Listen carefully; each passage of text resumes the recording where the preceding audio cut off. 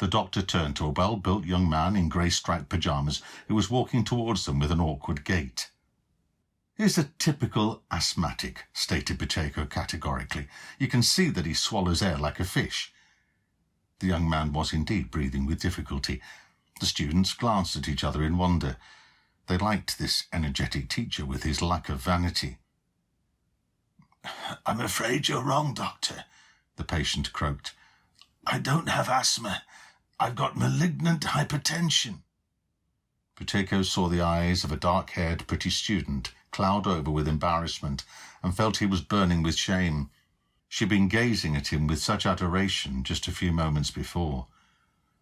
"It can't be malignant hypertension," exclaimed Buteyko as he followed the patient's slow progress along the corridor with his eyes. "That careful, restrained gait, shortness of breath, open mouth, they're typical signs of asthma. But he says he's got malignant hypertension. How could that be?" The pretty student's face flushed with discomfiture, and the hushed mutterings of the other students only spurred him on. Dr Buteyko's diagnoses were rarely wrong, let alone so short of the mark. Suddenly a thought flashed across his mind. What if the deep breathing that was typical of asthmatics and so pronounced in this hypertensive patient was not an external sign of the disease, but the reason for it? He felt dizzy with excitement. Saying he was urgently needed elsewhere, he sent the students away and hurried after the hypertensive patient. A short conversation with the patient confirmed his nascent hypothesis. This 21-year-old patient was a weightlifter, which meant he inhaled and exhaled deeply as he squatted, then lifted barbells. Buteyko remembered his own training. He too had lifted heavy weights and puffed like a steam engine. He had been forced to give up sport when he became ill, but he still breathed deeply. Buteyko shut himself in the staff room alone. The cramped room was dimly lit by a table lamp, and outside it was dark. The window panes rattled slightly from the gusts of the north wind. He had managed to leaf through about half of the patient's case notes when he felt a hypertensive crisis beginning. They usually came on in the evening or at night. He would feel the blood throbbing like a hammer in his temples, a sure sign of a sharp rise in blood pressure. The back of his head would feel as if it was on the point of splitting, his pounding heart would be seized with pain, and his right kidney would ache. From habit, Buteyko put his hand in his pocket for the medicine that he always carried, then abruptly pulled it out again. What good was medicine if the underlying cause still existed? And that very evening he had begun to suspect that deep breathing was the reason for his hypertension. So he needed to take the bull by the horns. "Physician, heal thyself," echoed through his mind.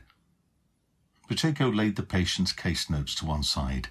He took his hands from the desk, leant against the chair's hard back, and began to breathe more shallowly.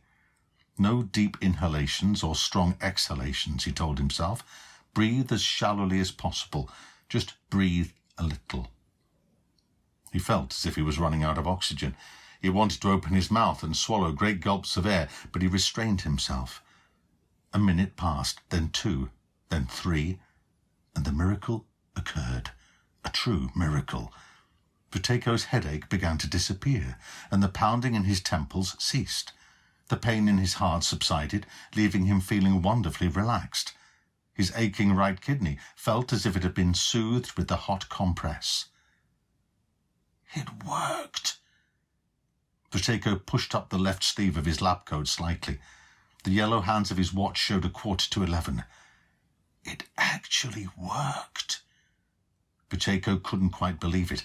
He deliberately took several deep breaths, and his symptoms instantly began to return.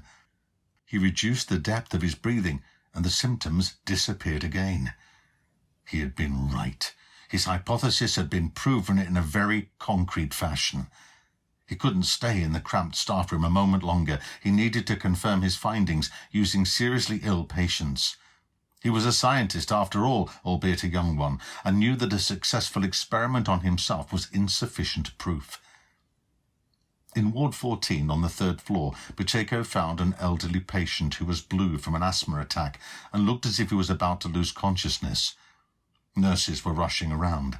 They'd already tried everything, including pure oxygen.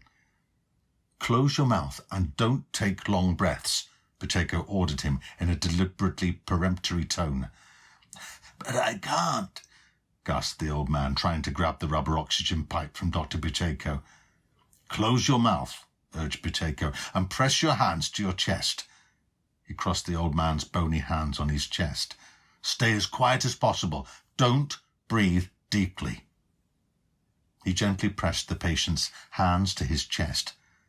In 2 minutes, the terrible bluish tone disappeared from the man's cheeks. He no longer grasped for the oxygen pipe, but instead gazed at Buteyko as if bewitched. The attack had clearly started to pass. Until 3 a.m., Buteyko visited as many wards as possible. Asthma attacks, angina, ischemia, and hypertensive emergencies all seemed to succumb to shallow breathing. Patients who had been rescued from terrible attacks stared at him in wonder as he left their bedsides. At 3:10 a.m., Buteyko was again sitting at the desk in the staff room. He hadn't put on the overhead light, but was using the old table light with its green shade. The wind had started to die down, and the window panes rattled less. The lampshade cast a shadow on the uneven surface of the wall opposite his table. Buteyko had his elbows on the desk, and his head cupped in his hands.